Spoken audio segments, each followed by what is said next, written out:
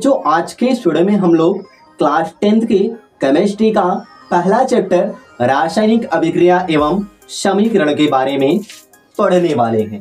यहाँ पर इस चैप्टर का नाम दिया गया रासायनिक अभिक्रिया एवं समीकरण। तो सबसे पहले हम लोग जानते हैं कि आखिर ये रासायनिक अभिक्रिया और समीकरण दोनों हैं क्या चीज। तो मैं आपको बताऊं कि जब भी हम लोग किसी भी दो या दो से अधिक पदार्थों को आपस में मिलाते हैं, किसी नए पदार्थ का जब निर्माण हो जाता है, इसी पूरी प्रक्रिया का नाम देते हैं हम लोग रासायनिक अभिक्रिया। ये तो रासायनिक अभिक्रिया क्लियर हो गई सर कि जब हम दो या दो से अधिक पदार्थों को आपस में मिलाते हैं और नया पदार्थ बन जाता है, इसी को नाम देते हैं हम लोग रासायनिक अभिक्रिया। और यहाँ पर एक नाम बचा रासायनिक समीकरण। आखिर हम रासायनिक समीकरण किसको कहेंगे, रासायनिक अभिक्रिया किसे कहेंगे। तो मैं आपको बता दूं कि बच्चा जब भी हम किसी भी पदार्थ को, जैसे यदि एग्जाम्पल के तौर पर देखा जाए तो हमारे पास है जिंक ऑक्साइड और सल्फ्यूरिक अम्ल। हमने इन दोनों विचारों को मिलाया और हमें बना क्या, जिंक सल्फेट और जल। अब यहाँ पर ये तो सर हम रासायनिक अभिक्रिया बोले इसे या फिर रासायनिक समीकरण बोले, आखिर इसको हम समझे कैसे दोनों बातों को। तो मैं आपको बताऊं बच्चा कि सबसे पहले जानना होगा आपको रासायनिक, ये जो क्रिया हुई जिंक ऑक्साइड और सल्फ्यूरिक अम्ल को मिलाने के बाद जिंक सल्फेट और जो जल बना, इसी को हमने नाम दिया रासायनिक अभिक्रिया। अब बात करते हैं समीकरण के बारे में। ये समीकरण क्या है तो मैं आपको बताऊं, प्रतीकों और अणुसूत्रों द्वारा रासायनिक समीकरण का ये परिभाषा है कि प्रतीकों और अणुसूत्रों द्वारा रासायनिक अभिक्रिया को संक्षेप में व्यक्त करने वाले समीकरण को रासायनिक समीकरण कहते हैं। मतलब अब हमने लिखा यहाँ पर हिंदी में जिंक ऑक्साइड। जिंक ऑक्साइड मतलब जिंक का प्रतीक होता है Zn, ऑक्सीजन का होता है O। हमने इसको लिखा किसके रूप में, प्रतीक के रूप में। वैसे यहाँ पर हाइड्रोजन, सल्फर और ऑक्सीजन, इनको हमने क्या लिखा, अणुसूत्रों और प्रतीकों के रूप में जो हमने लिखा, और इससे जो प्रोडक्ट बना उसको भी हमने उसी रूप में मिला। ये जो हमारा इक्वेशन बना, जो समीकरण बना, इसी का नाम देते हैं हम लोग रासायनिक समीकरण। ये तो क्लियर हो गया जो हमारे चैप्टर का नाम था रासायनिक अभिक्रिया एवं समीकरण। हमने इन दोनों के बारे में जान लिया। अब बात करते हैं कि जो रासायनिक समीकरण होता है यह कितने प्रकार का होता है। जो रासायनिक समीकरण होता है वह दो प्रकार का होता है। पहला संतुलित रासायनिक समीकरण, दूसरा असंतुलित रासायनिक समीकरण। अब बात करते हैं कि आखिर ये संतुलित क्या होता है और असंतुलित क्या होता है। वह रासायनिक समीकरण जिसके दोनों पक्षों में, दोनों पक्षों का कहने मतलब एक पक्ष ये है और एक ये है, इधर वाले को बोलते हैं हम लोग अभिकारक, और इन दोनों को मिलाने के बाद जो हमें पदार्थ मिला उसी को हम लोग नाम देते हैं उत्पाद। उत्पाद ये जिंक सल्फेट और जल, इन दोनों को हम लोग बोलते हैं उत्पाद।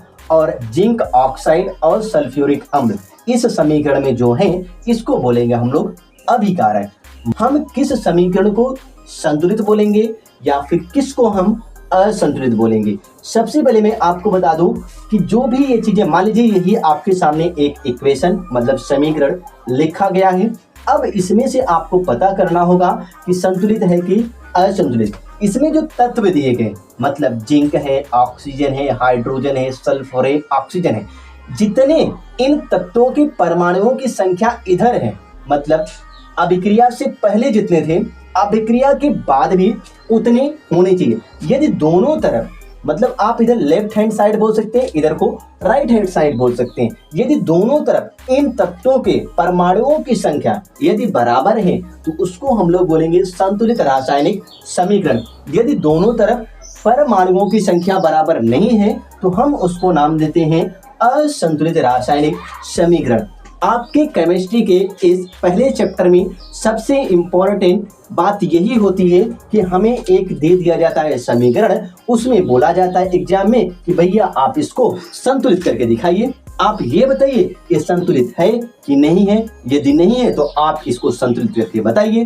तो आइए जान लेते हैं कि आखिर कोई सा भी दिया हुआ इक्वेशन मतलब समीकरण हम किस प्रकार से उसको बैलेंस कर सकते हैं, मतलब संतुलित कर सकते हैं। जो आपको एग्जाम में कुछ इस प्रकार का एक समीकरण दे दिया जाएगा, आपको बोला जाएगा कि भैया आप इसको संतुलित करके दिखाइए। संतुलित करने के लिए सबसे पहले आपको करना क्या होगा, यहाँ पर सोडियम है तो लिख लो भैया सोडियम। सोडियम के नीचे कुछ नहीं लिखा है, इसका मतलब ये 1 होता है। अगर यहाँ पर 2 लिखा होता तो सोडियम 2 होता और ऑक्सीजन भी यहाँ पर 2 होता, हाइड्रोजन भी 2 होता। यदि यहाँ पर कुछ नहीं लिखा है तो मतलब ये सोडियम 1, ऑक्सीजन 1, हाइड्रोजन 1 है। अब आगे बात कैसे करते हैं मास्टर, जैसे मान लो यहाँ पर 2 होता तो कितना होता, हाइड्रोजन 2 होता। यहाँ पर भी अगर हम 2 लगा दिए तो 2 दूना 1 कितना हो जाएगा, 4 हाइड्रोजन हो जाएगा, 2 सोडियम हो जाएगा, 2 ऑक्सीजन हो जाएगा। ये हमें समझने की बात थी, बट यहाँ पर अपने इक्वेशन में ऐसा कुछ नहीं लिखा था। नहीं लिखा था तो हम भी नहीं लिखेंगे। चलिए आगे बात करते हैं। यहाँ पर सोडियम लिखा था, हमने लिखा सोडियम। अब कितना है, 1 है। इधर तो कुछ है नहीं, मतलब बेचारा अकेले पड़ा है। अब हम लोग ऑक्सीजन को लिख लेते हैं। ऑक्सीजन इसमें 1, इधर बेचारा 4। ऑक्सीजन 1 और 4 दोनों मिल करके, मतलब इस अभिकारक में जितने भी तत्व दिए रहेंगे, चाहे इसमें हो चाहे इसमें, सबको जोड़कर लिखेंगे। 1 ऑक्सीजन इसमें और 4 ठो है इसमें, 4 और 1 मिला लेंगे, पूरा हो गया अपना 5। अब बात आई हाइड्रोजन की। हाइड्रोजन लिखे हम, हाइड्रोजन इसमें 1, इसमें है 2। देखना 2 नीचे लगा है तो इसका मतलब यही 2 है, बाकी नहीं। अगर सामने लगा होता तो सभी होते, लेकिन सामने यहाँ पर नहीं लगा तो इधर हाइड्रोजन 2 और 1 ये बन गए पूरे 3। अब एक बेचारा बचा है सल्फर। सल्फर को लिखते हैं, सल्फर की संख्या इसमें 1 दिया है तो 1 इधर लिख लिए। अब बात करते हैं आगे वाले में। इधर भी ठीक इसी प्रकार से लिख लेते हैं। सोडियम पहले है, सोडियम लिखो। सोडियम यहाँ पर 2 है, बाकी में नहीं है, लिख लिए सोडियम। इधर ऑक्सीजन लिखे थे तो इधर भी ऑक्सीजन लिखे। ऐसा लिखने से हमें कंपेयर करने में आसानी होगी। ऑक्सीजन लिखे, ऑक्सीजन इसमें देखना बच्चा 4, यहाँ पर है 1। 4 और 1 दोनों मिला लेंगे, हो जाएगा अपने पास 5 ऑक्सीजन। आगे बात आती है हाइड्रोजन की। हाइड्रोजन इसमें कितना है भैया, इधर तो रखा है 2, इधर 2, बाकी कितना है सल्फर। सल्फर की संख्या कितनी है, 1, हमने लिख लिया। अब देखिए सोडियम इधर 1, सोडियम इधर 2, क्या दोनों तरफ बराबर है सोडियम सोडियम, नहीं। अब जिधर कम है उसी को हमको बढ़ाना है, इसके बराबर तक लाना है, बड़े वाले के बराबर तक लाना है। अब लाएंगे कैसे, इसके सामने, इसके नीचे कुछ नहीं बढ़ाना, इसके सामने आके आपको किसी भी संख्या से गुणा कर लें या फिर भाग कर लें, ताकि ये दोनों क्या हो जाए, आपस में बराबर हो जाए। जैसे यहाँ पर 1 था, 1 में अगर हम 2 से गुणा कर दें तो 2 एकन्नम हो जाएगा 2, मतलब इधर भी सोडियम 2 हो जाएगा, इधर भी 2 हो जाएगा। यहाँ पर 2 लगाते ही हमारा सोडियम 2 हो गया। और आप कहेंगे सर जी 2 तो हो गया आपका सोडियम, यहाँ पर ऑक्सीजन बढ़ गया, हाइड्रोजन भी बढ़ गया। कौन बढ़ रहा है कौन घट रहा है इसे आपको नहीं देखना, सिर्फ आप जिसको संतुलित कर रहे होते सिर्फ और सिर्फ आपको उसी को देखना है। हम सोडियम को कर रहे थे, अपना सोडियम बराबर हो गया, आगे कौन बढ़ रहा है कौन घट रहा है इसके बारे में हमें नहीं जानना। आइए यहाँ पर सोडियम अपना बराबर हो गया। अब बात आई बच्चा ऑक्सीजन की। अब देखिए ऑक्सीजन की तरह कितना है, इधर 5 था इधर 5। अच्छा, इसको बैलेंस करने की जरूरत नहीं, पहले से बेचारा बैलेंस था। आगे एक बात बताएं, सबसे पहले आप बैलेंस करना मेटल को, मतलब धातु को, फिर उसके बाद नॉन मेटल को, अंत में आपको हाइड्रोजन को बैलेंस करना है। अगर हाइड्रोजन को आप पहले संतुलित कर रहे होते, पहले आप उसको सेटिंग बना रहे, तो ये आपको इस इक्वेशन में, मतलब किसी भी इक्वेशन में आपको काफी ज्यादा परेशान करता है।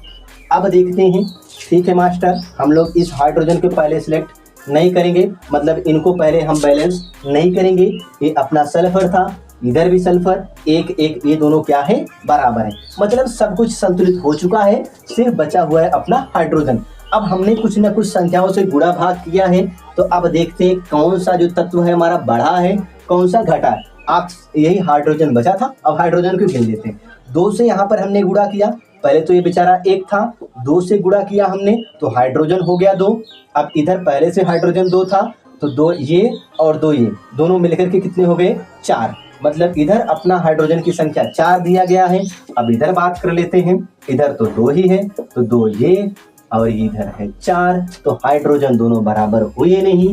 अब एक काम करते हैं हम लोग कि देखना बच्चा कि इधर जैसे ही हम लोग H2 के बगल में 2 लगा देते हैं तो इधर देखना अपना हाइड्रोजन कितना हो गया, 2 दूना हो गया 4, इधर भी ऑक्सीजन अपना, ये हाइड्रोजन इधर भी है 4। अच्छा, हम लोग जब इस सोडियम को बैलेंस कर रहे थे ना, तो ऑक्सीजन यहाँ पर बढ़ गया था, हमने ध्यान नहीं दिया।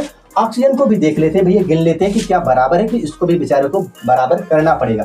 देखना, सोडियम इधर 2 है, इधर भी सोडियम 2, आगे इधर ऑक्सीजन 2 से गुणा हुआ तो 2 इधर और 4 इधर, 4 2 मिलकर के हुए 6। अब इसमें देखना 4 ये 2 से हमने मल्टीप्लाई किया तो A बन गया 2, 4 और 2 मिला करके ऑक्सीजन भी अपना हो गया बराबर 6। आगे बात आई सल्फर की, सल्फर इधर 1, सल्फर इधर भी 1, सल्फर सल्फर दोनों क्या है, बराबर हैं। अब क्या है, हाइड्रोजन, हाइड्रोजन देखना बच्चा, 2 से मल्टीप्लाई किए थे इसमें, 2 हाइड्रोजन इसमें हुआ, 2 ठो इसमें हुआ, दोनों में लेकर के कितने हुए, 4। अब यहाँ पर बात करते हैं, इसमें तो हाइड्रोजन है नहीं, इसके बगल में दिया गया है 2, जैसे हमने 2 से मल्टीप्लाई किया, 2 दूना ए हाइड्रोजन हो गया 4। कहने का मतलब जितने भी तत्व इसमें दिए गए हैं सारे के सारे बैलेंस हो चुके हैं। तो हम इस प्रकार से सबसे पहले मेटल, फिर नॉन मेटल, फिर हाइड्रोजन को यहाँ पर बैलेंस करके हम अपने समीकरण को संतुलित कर सकते हैं। ठीक उसी प्रकार से अगले उदाहरण के तौर पर जानते हैं कि आखिर अगर दूसरा रहेगा तो उसको किस प्रकार से संतुलित कर सकते हैं। अच्छा, यहाँ पर दूसरा उदाहरण, अब सिंपल सा काम क्या करना, यहाँ पर आयरन है, हाइड्रोजन है, ऑक्सीजन है, तीनों को लिख लो। आयरन Fe मतलब, अब आगे ऑक्सीजन, फिर हुआ हाइड्रोजन, कितने कितने परमाणु हैं फटाफट लिखते हैं। यहाँ पर आयरन 1 है, 1 लिखना, हाइड्रोजन 2 है, हाइड्रोजन को 2 लिखो, ऑक्सीजन अकेला बेचारा, ऑक्सीजन को 1 लिखो। ठीक इसी प्रकार से आगे भी आयरन कितना है इधर पे देखना, इसका नीचे लिखा है 3, तो इसका मतलब इसकी संख्या कितनी हो गई, 3। अब बात आई ऑक्सीजन की, ऑक्सीजन इसमें 4 है, इधर है ही, लिख लेते हैं 4। आगे आई बात हाइड्रोजन की, हाइड्रोजन देखना बच्चा इधर 2 है तो 2 लिख दिए। अब देखना कि बैलेंस कौन नहीं है, इधर आयरन क्या, सबसे पहले हमने बताया था मेटल को, आयरन मतलब लोहा, ये धातु होती, सबसे पहले इसको हम लोग बैलेंस करेंगे। इधर इसकी संख्या 1, इधर 3, ये तो बराबर हुए नहीं मास्टर। अब क्या करें, हमने कहा था बच्चा कि जो कम वाला होता है उसी में सबसे पहले गुणा भाग हम लोग करते हैं। अब 1 में किसका गुणा कर दें कि ताकि ये 3 के बराबर हो जाए, तो 1 में यदि हम 3 से गुणा कर लेंगे, 3 एक नम हो जाएगा 3, 3 3 हो जाएंगे बराबर। यहाँ पर देखना आपका आयरन लिखा गया है, इसके पहले लिख लेंगे 3, इसके नीचे कभी भी नहीं लिखेंगे, जब भी लिखेंगे तो आगे लिखेंगे। 3 आयरन इधर हो गया, 3 इधर हो गया, मतलब दोनों तरफ जो आयरन था वो बराबर हो चुका, मतलब संतुलित हो चुका। अब बात आई ऑक्सीजन की, ऑक्सीजन देखना बच्चा यहाँ पर 1 है, यहाँ पर 4 है, मतलब इधर वाला ज्यादा है, इधर वाला कम, इधर वाले में ही हमको क्या करना होगा, गुणा करना होगा। अब 1 में हम कितने से गुणा कर दें ताकि 4 हो जाए, 4 से गुणा कर दो मास्टर, 4 एक नम हो जाए 4। यहाँ पर हम लिख लेते हैं 4, ऑक्सीजन अपना यहाँ था इसीलिए हमने यहाँ लिखा, इधर नहीं लिखा। इधर अगर होता तो इसमें करते हैं, अगर दोनों तरफ होता तब क्या करते हैं, जिधर हमको सही पड़ता गुणा करने से, जिधर अपना ऑक्सीजन बराबर हो रहा होता उसी में हम लोग गुणा कर देते। अब यहाँ से हमने 4 से गुणा कर दिया तो यहाँ पर अपना हाइड्रोजन बढ़ गया और ऑक्सीजन तो मान लो बराबर हो गया। 4 ऑक्सीजन इसको लगाने से 4 यहाँ पर हो गया और 4 यहाँ, ऑक्सीजन हो गए बराबर। अब बात आई हाइड्रोजन की, हाइड्रोजन गिन लो कितना है, 4 दूनी इसमें कितना हुआ हाइड्रोजन 8, अब इधर कितना है बेचारा 2। अब ये कैसा मास्टर, सब कुछ गलत हो गया, इधर बेचारे पहले हाइड्रोजन दोनों बराबर थे, अभी तुमने 4 लगा दिया तो सब गलत हो गए। चलिए देखते हैं, अब इधर 8 है, इधर 2 है, कम किधर है 1, कम वाले में ही हम लोग जानते हैं कि हम लोग गुणा भाग सब कुछ करते हैं। अब 2 में हम लोग कितने का गुणा कर लें कि 8 बन जाए, आप लोग बोलेंगे सर जी 4 से गुणा कर ले, 4 से गुणा जैसे ही हम लोग करते हैं तो बन जाता है अपना 8। तो इसका मतलब जो हाइड्रोजन जहां पर रखा गया उसी के सामने हम लोग लिख देंगे 4। अब देखना ये 4 और ये दोनों गुणा होते हैं, 4 दूनी कितना हो जाएगा 8, हाइड्रोजन की संख्या इधर 8, ये 4 दूनी 8, इधर भी हाइड्रोजन की संख्या 8। कहने का मतलब ये जो अपना इक्वेशन हुआ ये दोनों क्या हो गए, संतुलित हो गए। ठीक है, इसमें 3 आयरन, 4 H2O और Fe3O4, 4 H2O, ये जो समीकरण है अपना एक संतुलित समीकरण हो चुका है। इसी प्रकार से आप आगे भी और भी समीकरण को आप संतुलित कर सकते हैं। बाकी उदाहरण के साथ हम लोग नेक्स्ट वीडियो में कल बात करेंगे।